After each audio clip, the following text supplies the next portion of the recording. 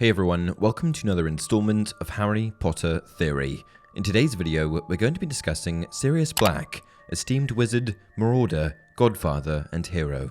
Sirius Black, who started at Hogwarts in 1971 alongside the other marauders, hailed from the Black family, a powerful, pure-blood wizarding family that placed an incredible amount of emphasis on the importance of blood purity. Remarkably, however, Sirius was able to pave his own way in life and form his own opinions, which ultimately led to him being shunned from the family.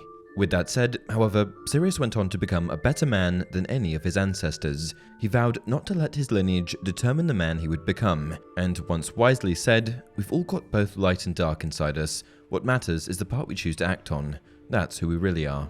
The goodness in Sirius's heart eventually led to a friendship with James Potter, Harry's father, and well, the rest is history.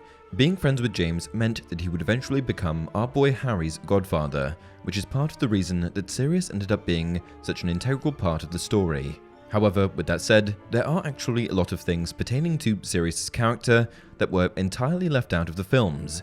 If you've read the books, you'll know him a little better, but if you're a movie-only person, you've only seen a fraction of the man that Sirius Black truly is. Because Sirius doesn't make an appearance in that many films, being introduced late and dying early, he doesn't actually get a lot of screen time. Which is why today, I want to discuss 7 pieces of information pertaining to Sirius Black that movie watchers won't know. Let's get started. 7. He gave Harry his first broom. No, I'm not talking about the firebolt that Sirius gave Harry at the end of Prisoner of Azkaban. Harry already had brooms before that point.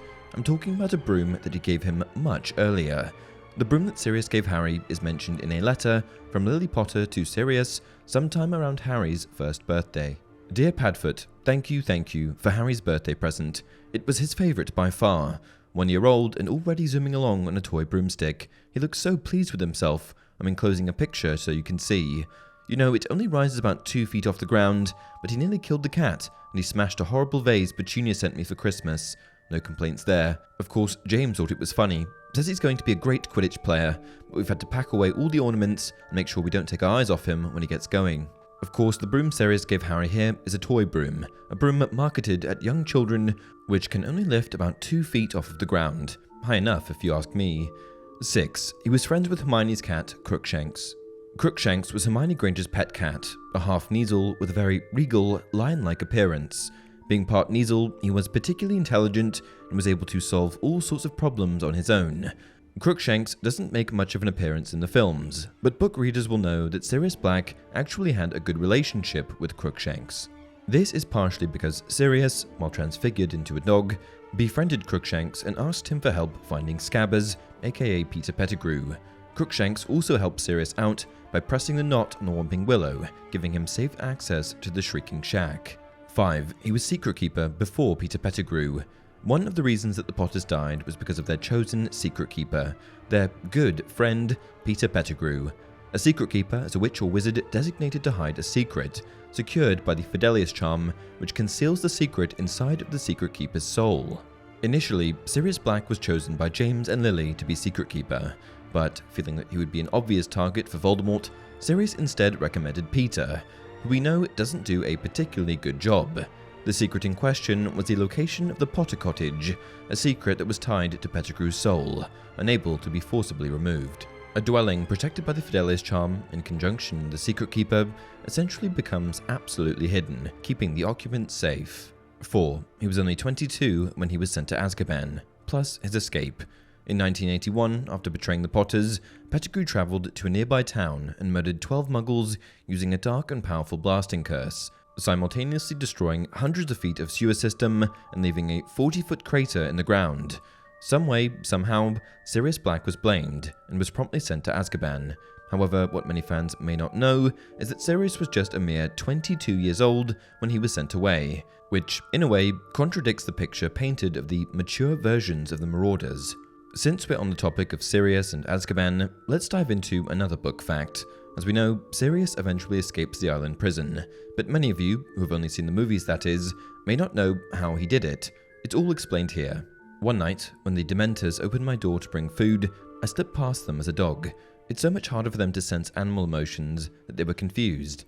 I was thin enough to slip through the bars. I swam as a dog back to the mainland. I journeyed north and slipped into Hogwarts grounds as a dog. had been living in the forest ever since. Essentially, Sirius got thin enough by starving himself to slip through the bars in his animagus form. Sounds rough. 3. He gave Ron a pet owl. At the end of Prisoner of Azkaban, Ron Weasley no longer had a pet rat, as it was revealed that Scabbers was in fact ex-Marauder Peter Pettigrew. Without a pet, Ron was a bit glum, which is what prompted Sirius Black to gift an owl to Ron named Pigwidgeon. Pigwidgeon, also known as Pig, was a miniature Scops owl resembling a fluffy snitch, and became responsible for handling Ron's mail from 1994 onward. Here's a funny passage referencing Pigwidgeon. Harry stared at the word pig and looked up at the tiny owl now fluttering around the light fixture on the ceiling. He had never seen anything that looked less like a pig. Pig is not mentioned in the movies at all. 2. Sirius did not die from Avada Kedavra. The book clearly indicates that Sirius Black's death was the result of him falling into the Veil, and nothing else, falling backwards into it after being struck by Bellatrix Lestrange's curse. However, the film adaptation paints a bit of a different picture, and suggests that he may have died from the killing curse. In the film, in only an instant, the battle turns from what seems like a flawless outcome for the Order to one of the worst outcomes possible, the death of Sirius. After finishing off Lucius, Sirius leaves his guard down for only an instant, and in that same instant, Bellatrix Lestrange appears. Avada Kedavra, she yells, shooting a jet of green light toward him. And just seconds later, Sirius Black had a blank expression on his face, falling backward through the veil. This confuses things a bit, because in the book, it's never mentioned that Bellatrix uses Avada Kedavra, aka the Killing Curse. Number 1. He takes a big risk in the Goblet of Fire. In the Goblet of Fire, Sirius was still very much on the run, and wanted by the Ministry. However, now a free man, sort of, Sirius was able to travel around as he pleased, very carefully, I might add. Sirius doesn't have a big role in the 4th book, but he does make his presence known a little, traveling to Hogsmeade in order to interact with Harry. It's at Hogsmeade that Harry visits Sirius, who is living in a cave, living primarily off of rats. And that concludes the list. There are certainly more than 7 facts available on Sirius which are exclusive to the books, but I thought I'd end it here. If you want more book facts on Sirius, I can always make another video.